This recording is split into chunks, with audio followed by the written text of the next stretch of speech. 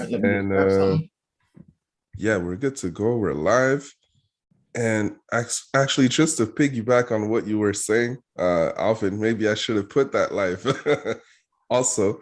But the opposite of like living invisible, I call it like living out loud. You know how certain people are just living out loud. You know, when someone walks into a room sometimes and his energy or her energy is so high and you don't even see them, for some reason, everybody turns around, you know, looks at them. So that's kind of like the opposite. And you're so right, you know, just that energy and how we show up, it's felt. It's felt. It's just radiating. And certain people, they're just living out loud. And that's really cool to see whenever you see that, for sure. You know, and when you think of it in leadership, I thought about these things a lot. As you know, I think about everything a lot. But anyways, when it comes to leadership, it really is, it matters. It's just human nature. I don't even care. You could have the secret to the problem, and you could sit down. If you don't show up proper, you could sit down in that cubicle in that company and have the secret, and nobody hears you. You know, it's human. It's human. Like, you can't even help human nature stuff. Like, human nature, if you're gonna complain about, oh, it's not right, it's just how we're wired. We're wired to want to follow a leader. Look at Zelensky. Now, part of Zelensky's appeal is that he's a comedian, he's an actor, he's been on Dancing with the Stars, this guy, and there's something about him that he looks like the guy you want to follow. If he showed up in a whole different skin, all these actions he did, he'll get some credo, but I'm telling you, there's other things we're judging him on as well. So, and he's falling into suit with the look, the feel, the appeal. All right. So anyways, it's an interesting conversation about what it takes to truly lead, and how you show up, and how you can mitigate any other reaction by just how you show up. Yeah, he's an interesting study for sure. And, you know, he hasn't said one thing that I have disagreed with so far. Not one. Mm-hmm. Okay.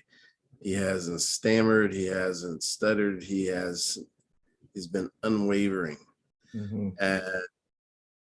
And, you know, just absolutely on point through it all. Right. And the other day he was answering a question, but they didn't have the question on the video. He just turned and said, "Hey, if I look tired, it's because I am." You know, like, just authentic. He's just so authentic. Yeah. Yeah.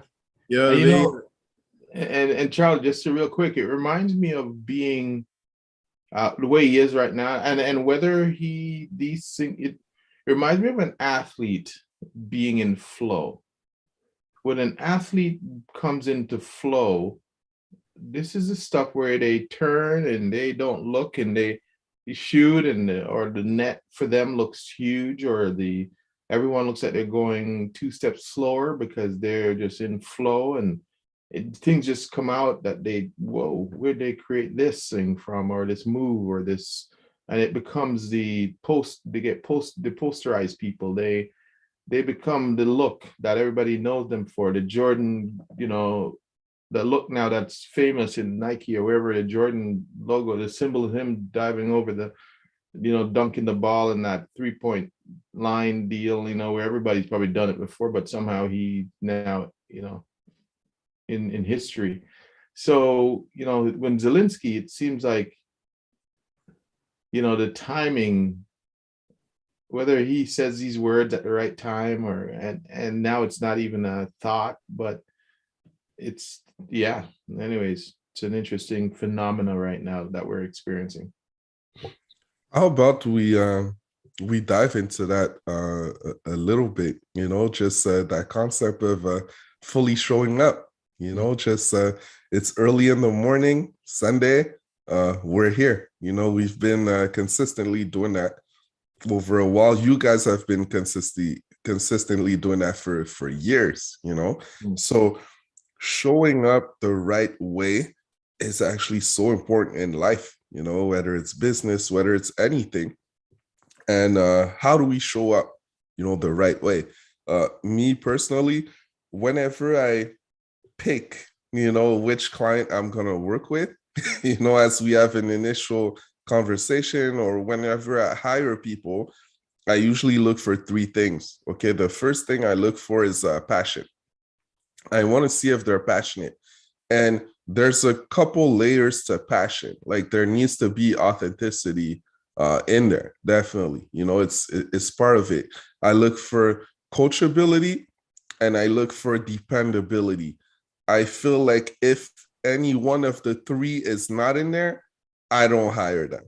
Or, you know, I'm very wary of, you know, diving into a serious business relationship or even friendship, you know, with these people, right? So these are the three things that I'm looking for.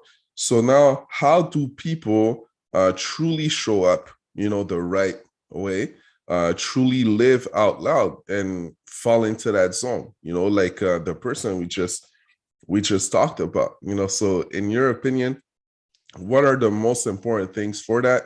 I know these are three of the things I'm looking for amongst a lot of other things, but when we start off with passion, let's say, I call it genuinely being passionate about people and what you do. One of my good friends, he's in Dallas, Texas. Yesterday, he had his gender reveal party. You know, they've been trying to have kids for years. They're gonna have a little daughter, and I sent them a message. I was just genuinely, you know, so happy for him and his wife. And they sent me back a video, basically, of a bunch of our former college teammates from back when I was in Mississippi. They're all in their backyard together. We haven't seen each other for years, right? But you can't make that up when you have like true passion for people. It just resonates, you know, it resonates. And that's one of the ways to show up, you know, simply having a smile, you know, simply having a smile and meaning it, you know, that changes everything. So I wanted to see from your perspective, how do people show up, you know, the right way? I have an unconventional answer to that for sure. You know, it's something Napoleon Hill talked about for sure in his books. And, you know, it's about being authentic first and foremost, because if you think about it, if we commit to being authentic, okay, and get into that, what that really means, you're showing up as who you really are, not someone else, not a version of something you've seen or heard, but who you truly are based on your history, your experiences, your education, all those things. If you do that, you're going to show up in a unique way, okay, that's unique to billions of people. You're the only one, okay, that can pull that off and do that. So that's huge. And I think that, you know, something that is so interesting that I'm a Star Wars fan. And, you know, Alvin and I have talked about this in the past, and George Lucas and what he accomplished there and doing that. And look at what he created. It's an amazing thing. But I saw a very interesting interview with him many years ago. And so at the end of the interview, you know, he talked about the history of it, and his history and his family and everything. And at the end of it, you know, the reporter says, "Well, hey, you know, just kind of an offhand question. Well, hey, do you think that somewhere far away, some galaxy far away, there's really a Star Wars going on right now?" And he's like, "Well," he said, "I don't know if I believe that." He said, "But I do believe in the Force." And, you know, the Force is a real thing. And so people they can call it the ether, you can call it the Holy Spirit. It has many names, but it's a real thing. And so when you are being authentic and speaking from the heart, you're speaking from a different place and space than the majority of the people on the planet. And Alvin talks about how people are wired to and drawn to it, right? Like fireflies to light, because it is a unique light and it stands out. So, but again, it takes effort and work to tap into that. But once you do, your entire existence will change drastically.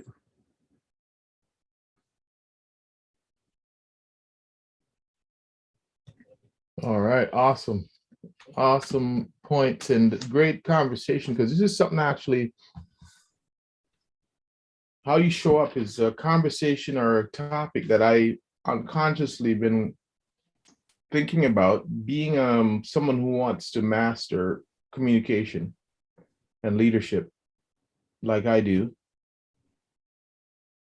This is very important to me, how you show up, because I've been taking Toastmasters and for over 10 years now.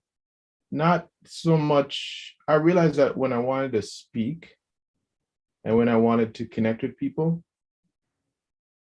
I had a natural connection skill. However, I always want to master things that I do. So I said, okay, where can I go to get my cadence, my reps in? And I found, Toastmasters. A friend of mine and I kind of stumbled into it, and I said, okay, you know what? I'm gonna keep going here, and I keep going. But one thing I started to discover was this idea that communication, 93% of it is nonverbal. So we can blah, blah, blah all we want, but people are actually off in space thinking, don't even hear probably, I don't know, maybe a quarter of what you actually say. The rest of the time they're in their own world, feeling, you're taking them on a ride, and with your, and 38% of that 93 is vocal variety. So, the way you lower your voice, or your pauses at the right time, or, you pick up and you're excited at the right message. You're excited, or you get a little bit emotional at the right message. All those things take people on a little ride, down memory lane or down some lane that they're personally going through. So 38% of what you're saying is taking them on a feeling ride. And then there's the 55%, which is body language, how you show up on that stage, shoulder forward or hands out, or all these things, these nuances that some people do it naturally, and that's good for them. But if you can take knowing those things and stepping in the right place and doing the right, and know that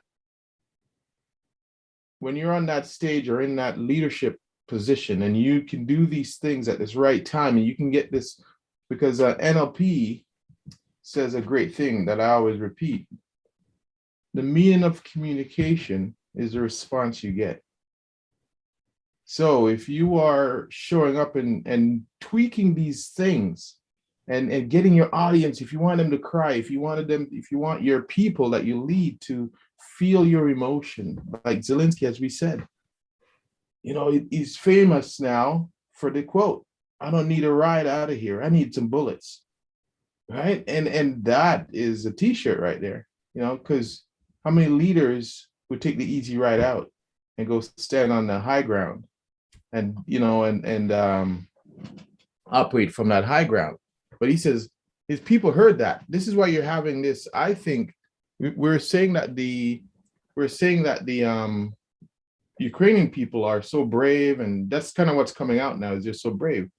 But I think this whole look and this camera we've put on them as these brave people, they are, but I think most of it comes from that leadership that he set. He's having players and hockey players and Ukrainian going back in droves to defend.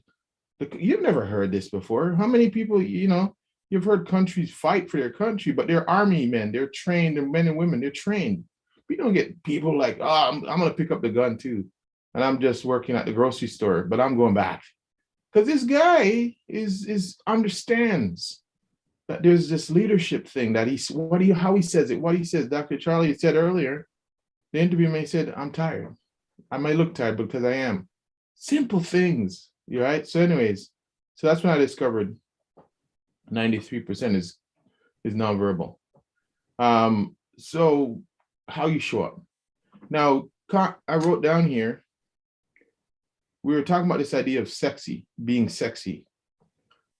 And sexy doesn't have, people, when we say sexy, you were thinking naked people, or you're shaking something, or I don't know, you're whatever, the classic look of whatever it is in your country, blonde, blue-eyed, strong, whatever. Those are some qualities. But here's also appealing and attractiveness. Sexy is being attractive.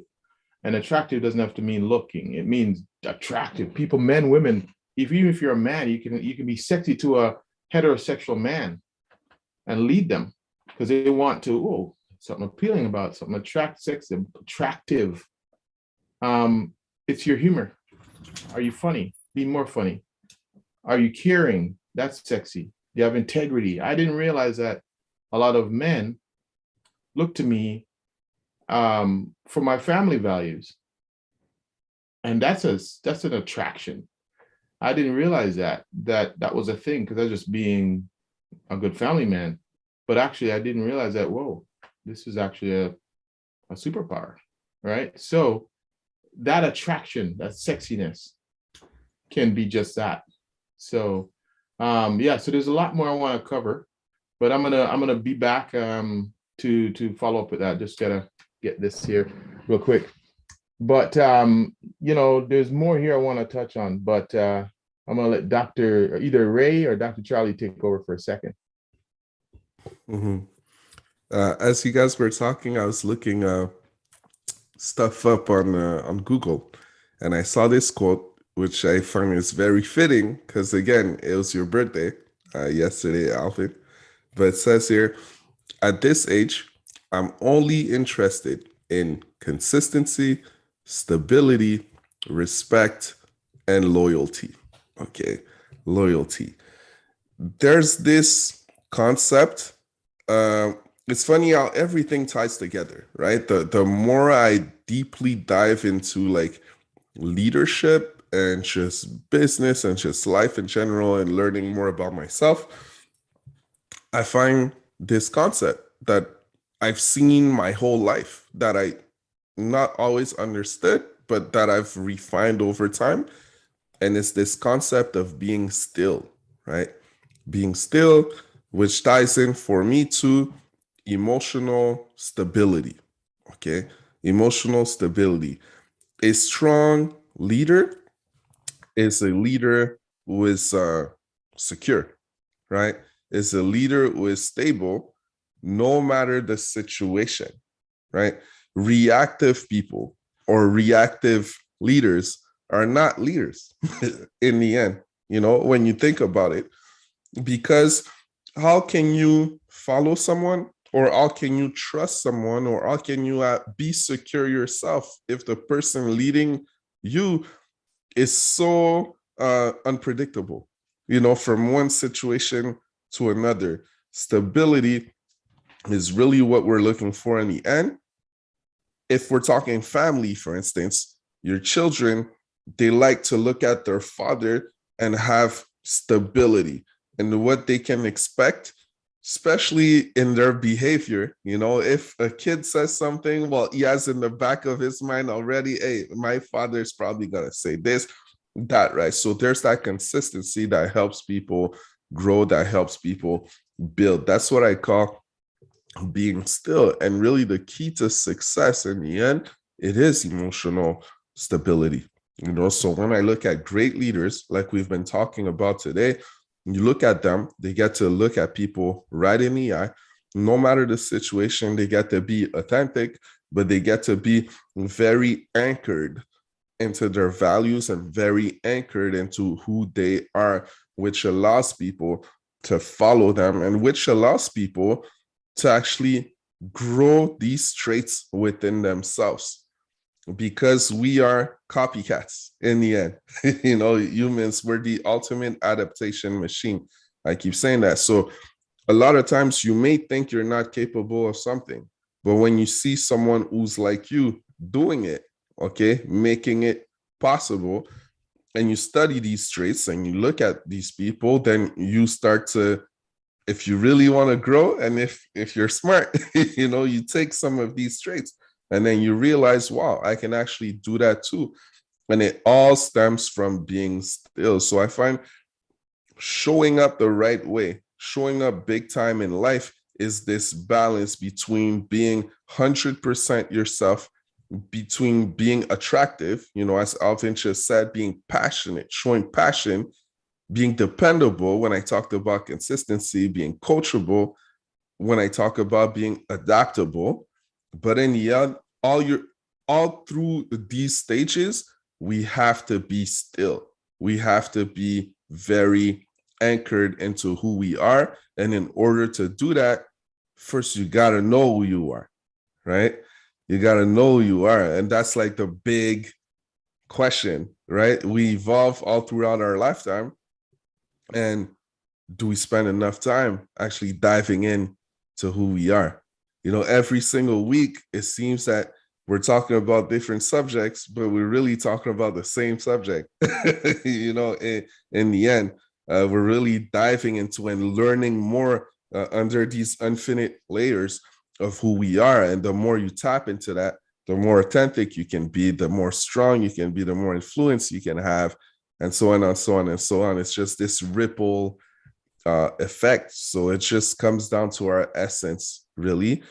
And when we talk about, there's this big word now, mindfulness. When we talk about mindfulness, what is mindfulness in the end? It's being still.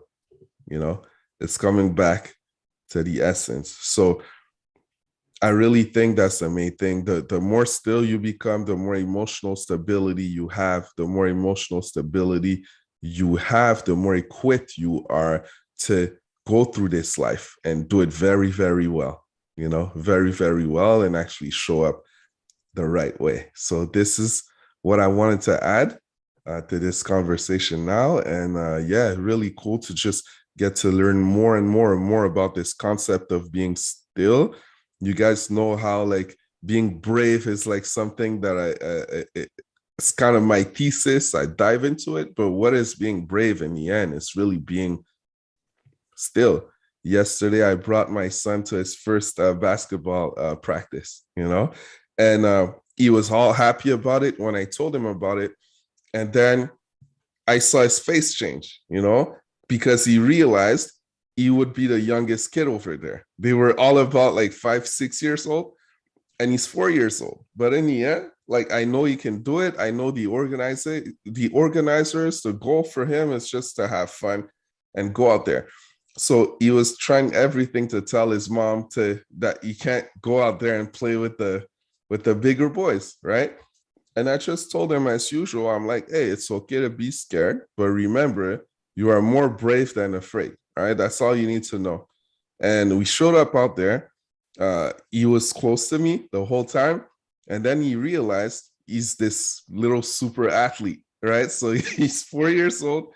But man, he hangs with the 6 years old, no problem, no problem. And he had the time of his life, and they gave him a muffin and a football, and he's like so happy, right? He's so happy. So bravery, being still, so he could walk in there, see all these kids and freak out, or he could just be calm and trust daddy, go into the line and do your thing and make some friends, So this is me, and I'm passing the mic.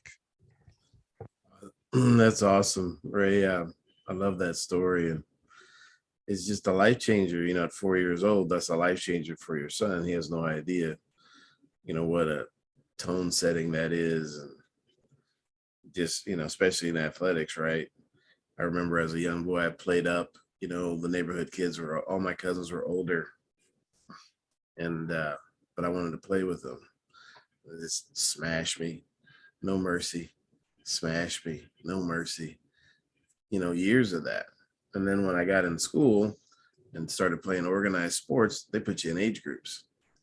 Well, my kids my age were no match for me because I was used to playing with kids 3, 4, 5, 6, 7 years older than me. So set the tone, just dominating. But you talked about taking time to think, being still. And that's an important aspect of gaining the knowledge that you need and the information that you need to show up. And, I alluded to Napoleon Hill earlier. He talked about infinite intelligence. When we sit still and ponder, we tap into infinite intelligence if we're open to that. As you were speaking, it reminded me of this quote, and I wasn't sure who it was by, but I found it. St. Augustine said this. He said, "Men go abroad to wonder at the heights of mountains, at the huge waves of the sea, at the long courses of the rivers, and at the vast compass of the ocean, and at the circular motions of the stars, and they pass by themselves without wondering." And just to ponder who we are, where we're at in the earth and the universe, and how we can show up and contribute in a meaningful way is worth wondering about and pondering and exploring and having the courage, to fully step into that, right? To fully step into that, to fully be you, to fully show up as you and see what happens. Just see what happens, because it's an amazing process. And then the more you do it, the more it feels good, the better you'll get at it. And there's a tipping point. There's a tipping point to where it's just what you do. It's just who you are. And you don't even have to think about it anymore. But at first, it's a conscious effort to show up authentically and courageously. But at some point, that goes away. And then you can truly, I think, be transcendent in so many ways and really add a lot of value to the people around you, your family, your professional life, your community as a whole. And frankly, that's what the world needs more of, is that. So, because it stands out, it's magnetic, it's appealing, and it's really who we truly are. It's who we truly are. So we're all made in the image of the Creator. And then, as Alvin told me one day, he said, then default, our greatness is default. Greatness is our default. So that I'll pass the mic to Mr. Brown. Amen, fellas. Amen. So as you were talking, I knew as I was doing, one of my minors was philosophy, obviously, because I love questioning and, So as you were talking, I said, what's that word again? As what Ray's kind of talking about, or Dr. Charlie was talking about, and it was ontology. And I quickly looked it up, and it's the field of branch of philosophy that studies the concept of existence, being, becoming, and reality. And that's kind of what we, what this is about, this journey we do here, where we explore being. What is being? What is knowing? It's funny, a lot of people, I was saying this to somebody that's coaching the other day, and yeah, it's written right here, actually, from the coaching session. She says, I know. I'm like, it's so funny. I know. So many people commit the crime of saying, I know, and they're still doing the thing they shouldn't be doing. because there is two I knows. There's the conscious I know, meaning that a psychologist could have studied the condition, the addiction, the habit, the phobia, but they're doing it anyways, even though they know the whole, deep concepts behind why people are doing it or why they have it or why they, why do you still do that? Why do you keep doing it? I know, I shouldn't, but there's the deeper I know is when you actually put into practice, right? And that's what this is all about, is moving from I know prefrontal cortex to I know in my actions that I'm doing in the deep, consciousness. So that's the thing we do. And now I can't remember who said this, if it's Socrates or, it says a life unexamined isn't worth living.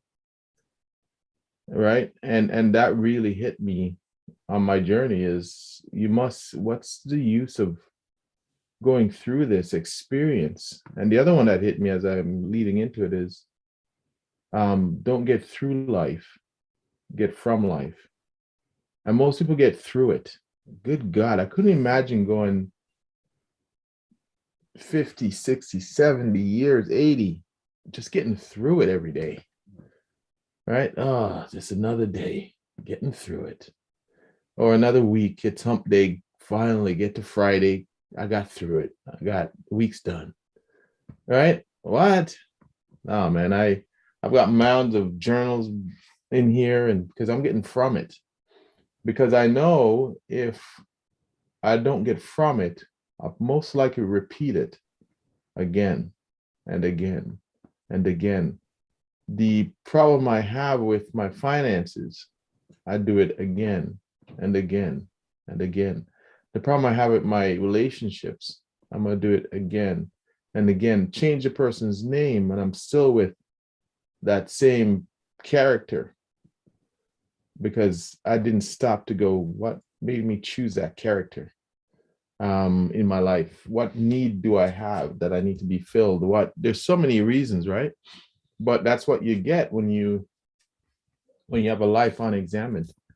You just keep repeating the same leadership business issue. If you're a business person listening or watching, and you keep making the same decisions on the person you hire, and you never stop to go, geez, why I keep hiring that person? Either I need to remove myself from the hiring process, or figure out why I keep hiring the same person who keeps doing the same thing to my company, or brings that energy to the team, or, so, a life unexamined isn't worth living, man. So I just keep on. This is why I journal. This is why I ask questions. This is why I introspect on everything from my repetitive addiction to something, or my keep making this one error. This is how I fix in my book, Journey to Personal Greatness.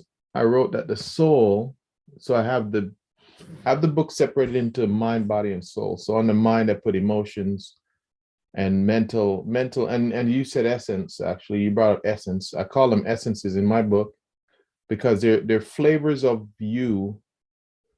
They're essences of who you are. When I thought about the word essence, I thought about that you're a cake or you're a meal, but there's essences of onions in there. There's essences of pepper, and that's what makes the meal so delicious. Is that it's not just here's your meat. No, it's here's your meat with a little curry. Here's your meat with a little essence of, but it can't be too strong. There has to be an essence of this flavor in there. And I find, so for me, that's what when I write my book about essences, these 6 essences are part of us, but they all make up the whole of how you show up. So under soul, I have money, material under soul, because I find that it's never a physical money issue.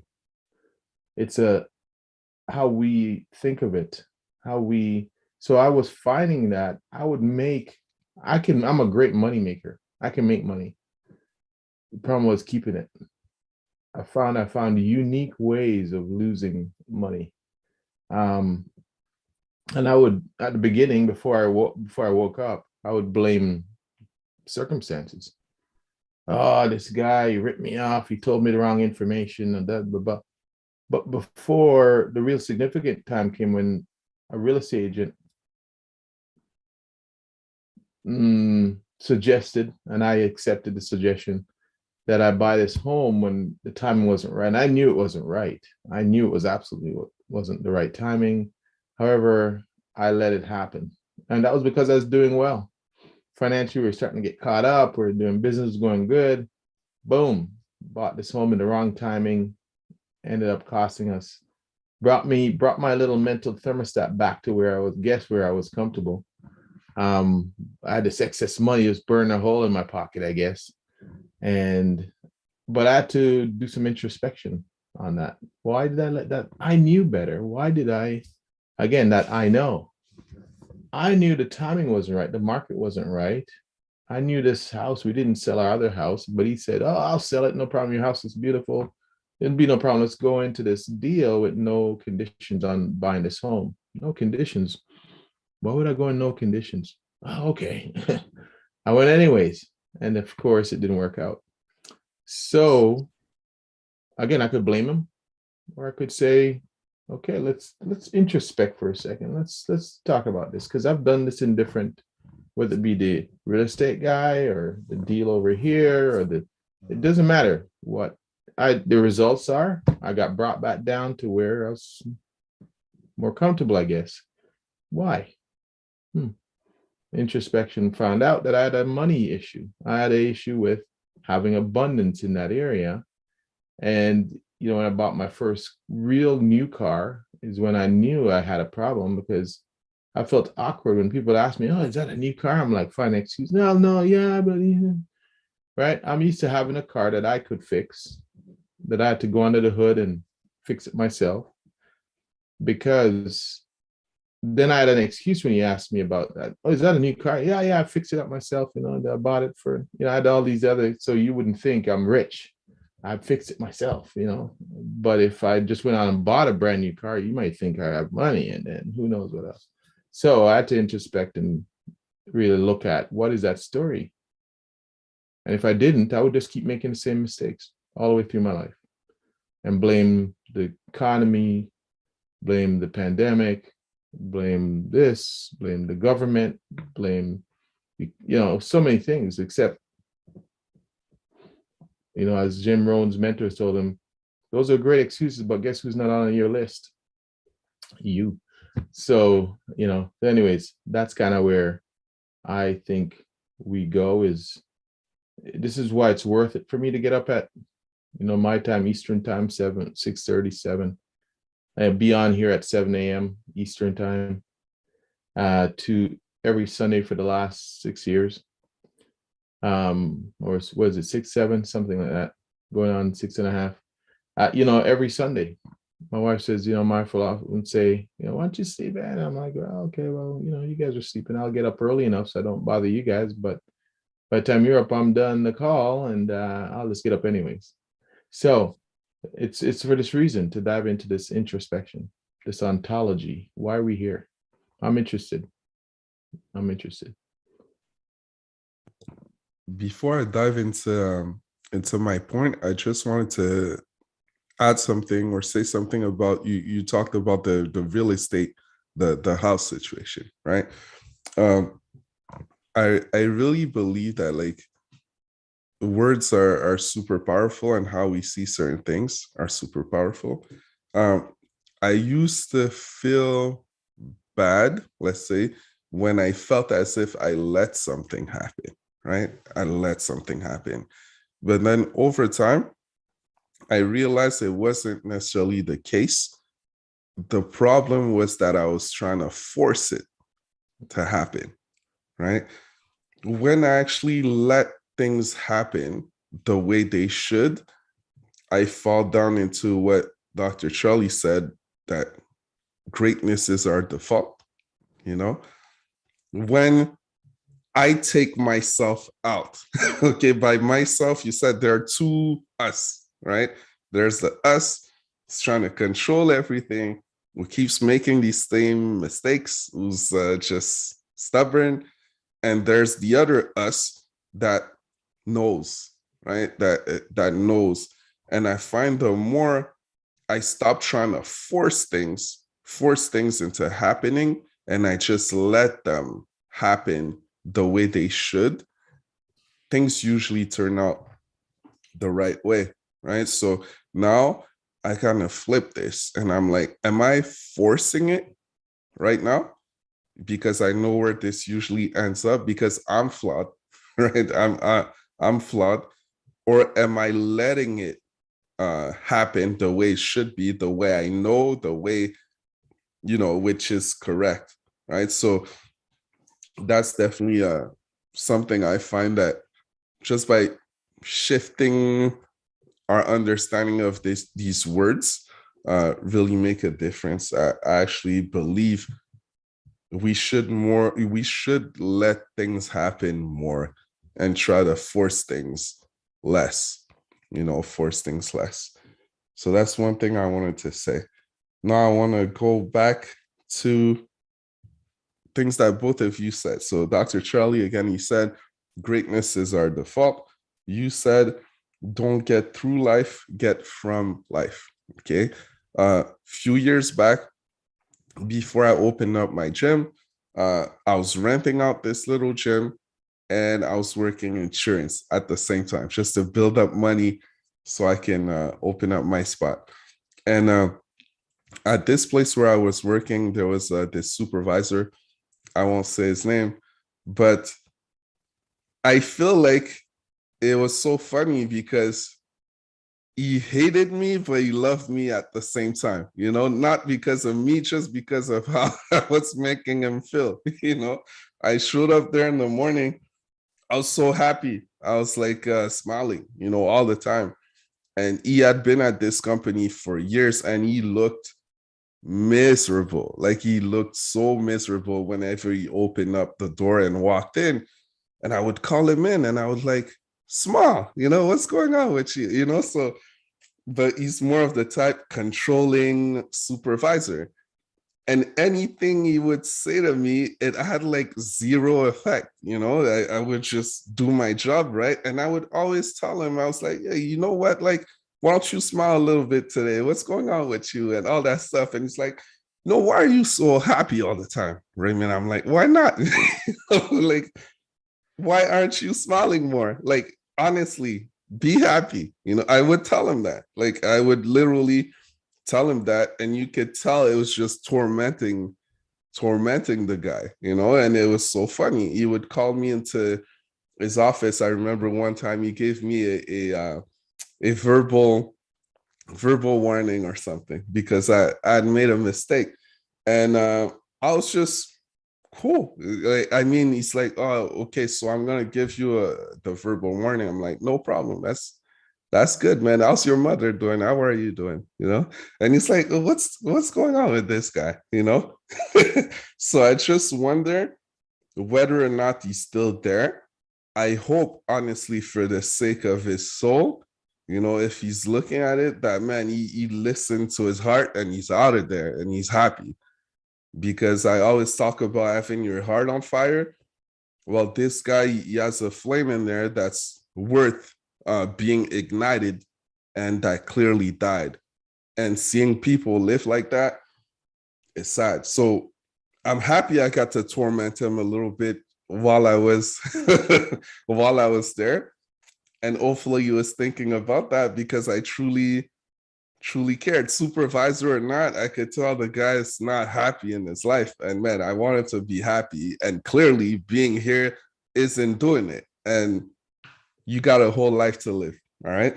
So that's one of the funny things, basically, I wanted to say. So, and now for my last point, putting all of that together, one thing that's deeply rooted in my mind, okay, that I've read and that really, really made me think, okay, is that when we think of heaven, let's say, no matter what we believe in, no matter what we believe in. I've come to understand when I read this that we tend to think that after we die, okay, after we've done all this work, well, some people may believe then you go somewhere, then you get your heaven, then everything is good, right? No more pain, no more this, no more that. I don't believe it was intended necessarily for that. I believe heaven is intended to be lived now also, right? So it's not necessarily a thing we look forward to when we die some moment far, far away. We live here. And in all of these little moments that we have, we get to have little pieces of heaven.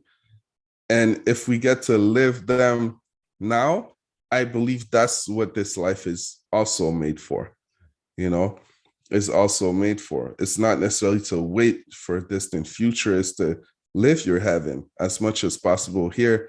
When they say as in heaven as it is on earth, well, that's what I believe in. You know, it's it's supposed to be lived here now on earth, and everything that we do, and that's possible, you know.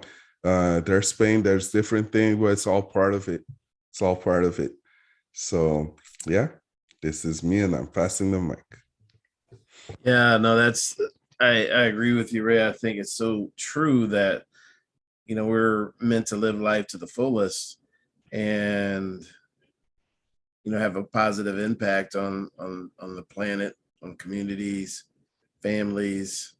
It's amazing. And there are some that have this philosophy. It's like they're waiting for the reward after death. You know, they're waiting for the world to end. They're waiting instead of actively doing and living and living out loud as we talked about earlier, because it's just such a precious gift, this life. And how many conversations do we get to have with one another, with our family members, with our friends, with our coworkers. And the reality is it's a finite number. Okay. And no one knows what that number is. So therefore, why not maximize those opportunities in the times that we have? I mean, every Sunday we talk about quotes that have outlived the person that spoke them, right? Because they're timeless. But that individual left something for the rest of us, left a legacy that we can then take, learn from, build from, and grow from. And I think we all have the opportunity to leave the world a little better than we found it. Not all take that opportunity, but that opportunity is before all of us, right? And especially now with this digital age, that there are future offspring, right? Could be cousins, could be nephews, nieces, could be grandchildren that will hear my words long after I'm gone and see me speak them. And that's something that wasn't possible, you know, prior to, right? We can't pull up a speech that Da Vinci gave, right? We can't pull up the Gettysburg Address that Abraham Lincoln, as he spoke it. I mean, we can read the words though, because they've outlived him. But it's really a special time that we can really have a greater impact than was ever possible before, because of these media that's available now. And these recordings, I mean, they'll live on. They'll live on. These conversations will live on and impact people that we'll never meet in a positive way. So I love that. So with that, I'll pass the mic. All right. Couple of things I wanted to follow up on, Ray. Couple the guy that you were driving crazy, your supervisor at work. You know, it just makes me also realize too that to be happy, you have to be vulnerable. So him smiling or him being vulnerable enough to show his emotions, that might be his issue too. And just think about being happy. You know, you have to be free of your mind, free in your body, free in your spirit to allow happiness to come in. And he was like, you were driving him nuts probably because one, he didn't want to change that state. You wanted to wallow in that discontent and didn't want anyone, and he wanted to drag people with him, you know, like, come with me. You know, his low energy wanted to douse your higher energy and then one day make you miserable. And then his job's done, you know, so that's what I think he thought his job was. But here's the secondary part to this, which is funny to me. Who hired him? Like, what? How did he last that long? And you know he's going to be hiring people like himself. So if that company, I wonder if the company, never mind him being around, is the company still around? It's unbelievable who hired this person and made them come all the way to the top. I mean, to where he's leading you. You know, that guy needs to be in a cubicle somewhere doing computer work or something where nobody's around him.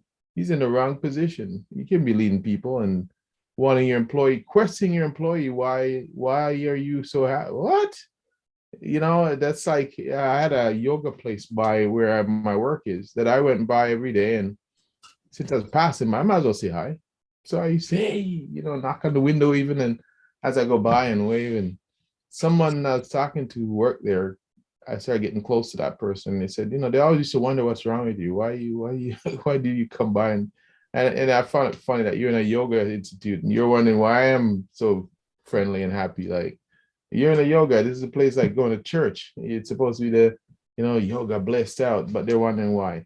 So, you know, it's you got to really have a lot of things lined up to truly be happy all the time, you know, and be vulnerable enough to be happy. So that's one thing that I wanted to touch on. You know, and as Dr. Charlie talks about leadership often, it's who would want a team of people, because he can't, this man couldn't carry a culture of happiness, because how would he do that? He'd be hiring people like himself who didn't want you in there messing up my discontent. Without cutting you, Yeah. I don't think he was originally like that. I think he Right. became like that Mhm. without realizing it, right? Oh, He became like that. And that's yeah. the sad part about it, you know? Yeah. And that's the thing, you know, again, go back to quotes. Jim Rohn would often say, we don't get shoved off course, we get nudged. And he got nudged into this, and it might be a combination of things, work, life, but yeah, he needs to find himself. So this is where that introspection comes from. And then you know, this is the next conversation you had was talking about heaven and so on. And I talk about this often, duality, you know, duality of life, that you can't possibly know experience heaven if you've never experienced hell. Think about that for a second. Give that some thought. This is where the ontology, journal on that. I can't possibly, if I don't have the opposite to something, I can never know what that thing is. How would you know what it's like to enjoy something? You've never felt pain. So how could this life be about just only being pleasured?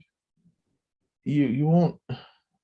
Look at the wealthy. Some people commit suicide because some kids who are born into wealth are bored, and they do drugs to feel another level of high, because this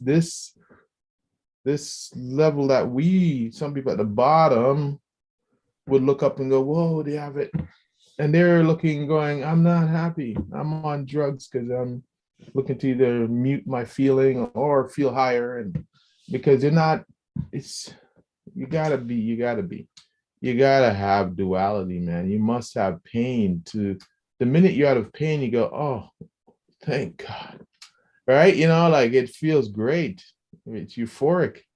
That's why people push themselves in sports, right? To the worst battle you've ever had becomes your most valuable opponent. You know, you see that often when people end their sporting careers.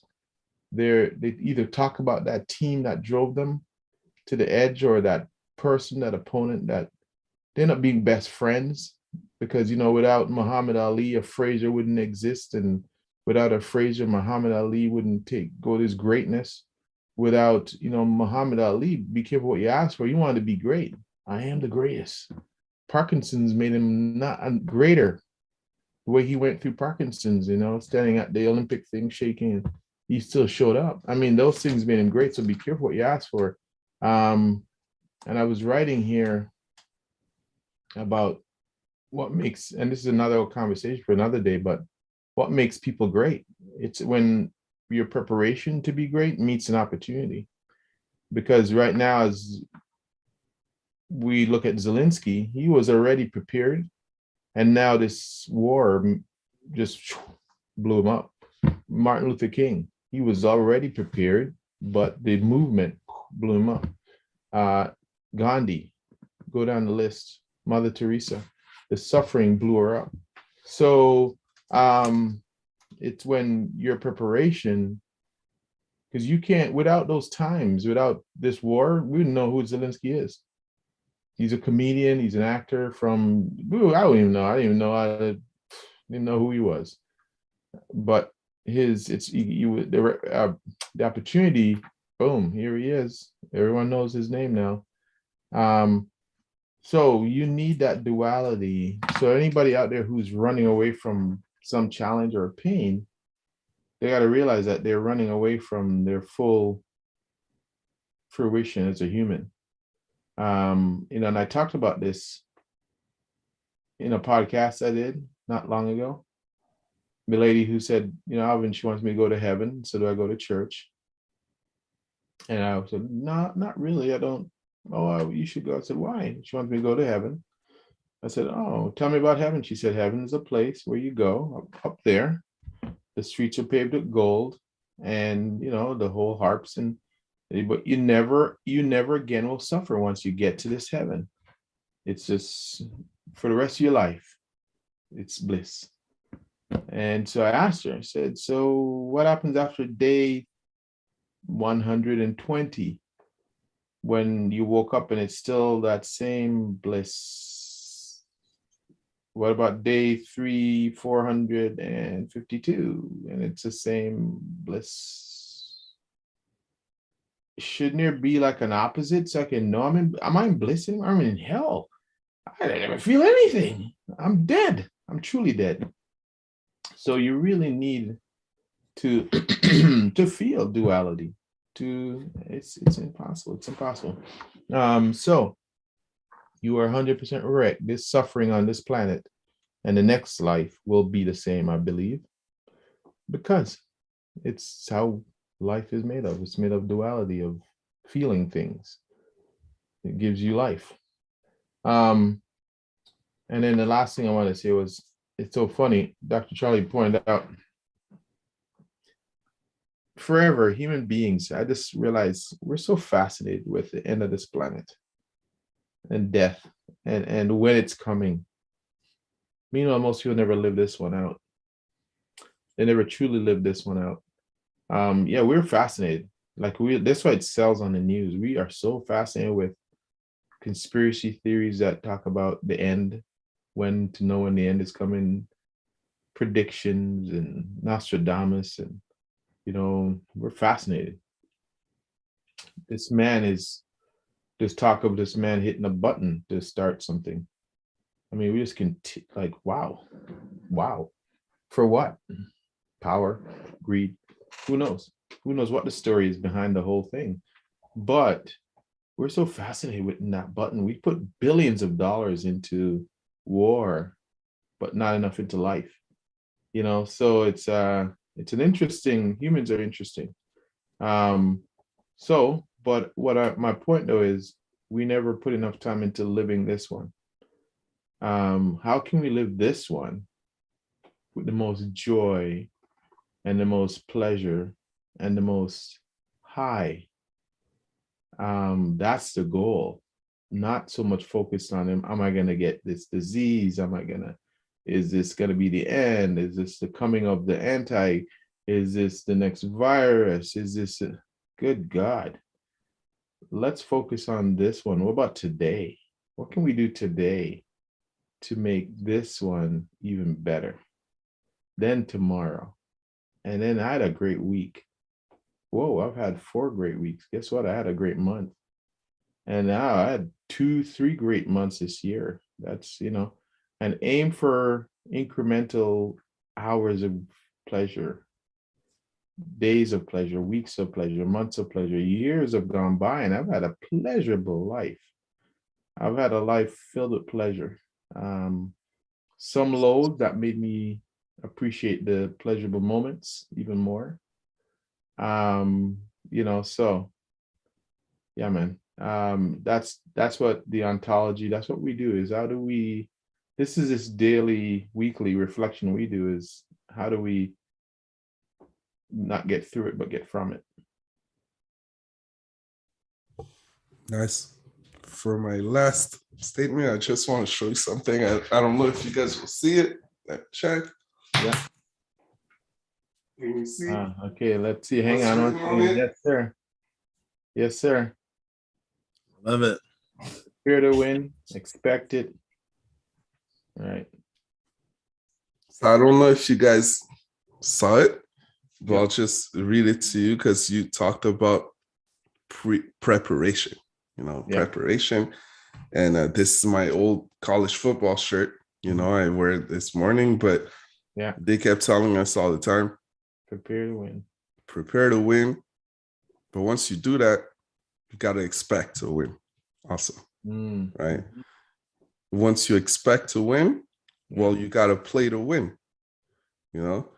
Certain people in the end, they do all this preparation, right? But then they don't even expect to win. They don't even believe they can win, right? And then, okay, maybe they believe, but then they get into the game and they play to lose. They don't play to win. I'll add one more to it and I'll finish with this. When you play to win, then you gotta live to win. Ultimately, that's why that concept of duality and everything, that's when I go think back of like that supervisor, I'm like, hey, you have this whole beautiful life in front of you, man. Live to win. There's no setback big enough, if you're still here. You got time to go. So ultimately, that's the thing, like you can't cheat any of the steps, but ultimately showing up is really living to win if you show up the right way in the end, So this is my last one. No, it's just so true. I think I've seen it, in athletics quite a bit where someone, a boxer, their whole life, they want to win a world title. They want to be a world champion someday. Their whole life is about it. And then they get in the ring with the champ and then they don't come to fight. I'm just like, what are you doing? They're afraid to let their hands go and, and then they get in the survival mode. And I'm like, why didn't you, try to win this match? Like, you might not ever get it again. And so I always love it to see people get their opportunity and then go all out to achieve it, really maximize that. And when we do that, we win.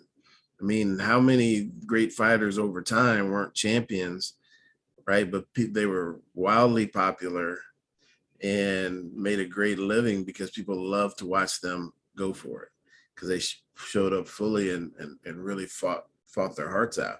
They didn't have the talent. Maybe other people did, but they fought their hearts out and were were revered because they did that. They left it all in the ring. And I know I've heard since Manny Pacquiao retired, I've seen several boxers interviewed and asked, well, who's the greatest, him or Floyd Mayweather? Because, Mayweather is undefeated. Unanimously, they're like, well, it's Pacquiao. Because, 8 divisions and he fought everybody. And yeah, he had those losses. He got knocked out, but he came back and he was willing to fight everybody, right? All the top people. And because of that, he's considered the greatest in his era because he showed up and he prepared, obviously expected to win, and he played to win. None of those fights did he not show up to win the match. So it's kind of a fantastic career I got to watch. And that's the way to live our life, is just to fully commit to it and see where that gets us, right? And most of the time, if not, and I'm talking about in the upper 90s, that we're gonna win literally, or we're gonna win by default, and that our effort was so fantastic that it leads to other meaningful opportunities for us. And then when you fully show up, what that does for your mentality, what that does for you personally is magnificent. So with that, I'll pass the mic to Alvin. Yeah, great conversation. And Ray, I'm gonna take that one away. Really and truly, they prepare to win, expect to win, and play to win. They're very, very important. And I think the living to win actually comes before it. So in order to live to win, these are the subs. So the 3 that you were wearing on your back, I think, are the 3 subcategories of living to win. Because if you want to live to win, you must prepare to win, expect to win, and get up every day and play to win. So I think that actually equals living to win. So that's great. And then as I think Dr. Charlie or both of you were talking to, and I talked about this long ago as well, is this idea that a champion, it's tough. It's difficult to be a champion sometimes at the top of the pinnacle, because at that point you are the rabbit. You have no other rabbit ahead of you to go after it. So it's sometimes very difficult to find it. It's tougher being up at that level. Because you can do 1 or 2 things to keep your belt. You can try not to lose, so fight on defense, or the best way to do it is to fight on offense, fight to win, or you can fight not to lose. 2 options. One of them is a passive way of doing it. So I'm going to hold you, I'm going to waste time, I'm going to look at the clock, just trying to keep my belt, and run while the other guy's aggressively attacking you. That's a tough way to do it, because you don't want to lose the title, right? You oh man, I'm thinking about my legacy. I'm thinking about, I don't want to lose this. So that's usually a very dangerous way to attempt to play. Or you can be aggressively, you're not coming to get this. This is mine. I'm keeping this. It's it's like watching Nunes actually in 2 different fights. 2 different players showed up. Amanda Nunes, she used to be the lion, and she called herself the lioness. And when she came, it was like she's coming angry, completely angry. Then the minute she won 2 belt champ and her kid and doing very well financially, I believe this is what happened. Same thing happened to Conor McGregor. As soon as that hunger goes away, it was they were just happy to play to not to lose. And that's what happened. That's how she showed up for her last fight, Amanda Nunes, in my opinion. She showed up with an idea that I don't want to, if I can walk out of here with 1 of these belts or this belt, I'm good. But she didn't fight. That was not the same Amanda that showed up. Dr. Charlie can attest to that. Even after she lost, she was just accepting of the loss. And oh yeah, she was not. This is not the Amanda that we all saw. Was this? Like a caged beast when you let her out. It's just attacking the same person that attacked that Portuguese female fighter. I forgot her name now. She had just attacked her like viciously, like she had meat around her neck, and she just attacked her. Cyborg. There you go. Right? Exactly. Chris Cyborg. Strider. Right? This attacked her like aggressively, like, "Ugh." And then now this one here, she was like, okay, thank you for losing. Thank you for taking my belt. Like nothing. Didn't even hear anything after, just left the ring. But I hear she's doing well financially. She's got her place set up. She's got her child now. And so you can't get old just like that. I mean, people say, oh, maybe she's getting been there a long time now. Maybe what? That was like last 6 months ago that she was you don't get, just turned old all of a sudden. No. So you need to be really same as life. Life cannot be the same way. Sports and life are so similar. I can get up every day and keep my job, right? Show up just to keep my job. Okay, so the work said they want 8 hours. I'm going to give them 8 hours, right? Bell, I'm preparing. I show up, I get the task done. Good enough. Okay, get my raise every year. No bonuses, right? No bonuses. This, or the basic bonus, or I can show up to win, climb that ladder, go after it aggressively, come early, stay late, do a little extra after work to find out what the customer needs, or I sense something in the company that, look, there's a loophole in this company that they haven't seen yet, and I know I could fix that. I'm going to mention that to the leadership and say, hey, you guys aren't, following up with this, and there's some leak in this. There's a gap in your process here that, I can help you with. Engage, give an idea, because they're saying, I did some research, and Dr. Charlie knows this by heart. 20% of people show up engaged at work, like engage, and 60, 68, somewhere around there, just do their job. Again, play not to lose. And then there's another smaller percentage who are aggressively attacking your company, sabotaging it, totally disengaged, and just creating a cancer in your company. So, how do you want to do this? How do you want to attack life? Do you want to, in your marriage, you could play not to lose. So you do the basics. Get by, 40 years, 30 years go by, you kind of play not to lose. Or you can play to win. And what that means is that you are keeping yourself in shape every day. You're dating again. You're dating your partner.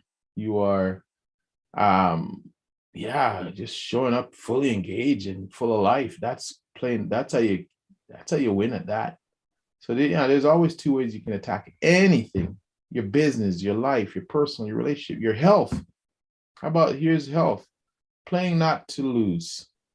Okay, I'm gonna get up every day, and what they say, I spent 3 hours at the gym this week, and you want a badge of honor, right? Because I worked out 3 times this week.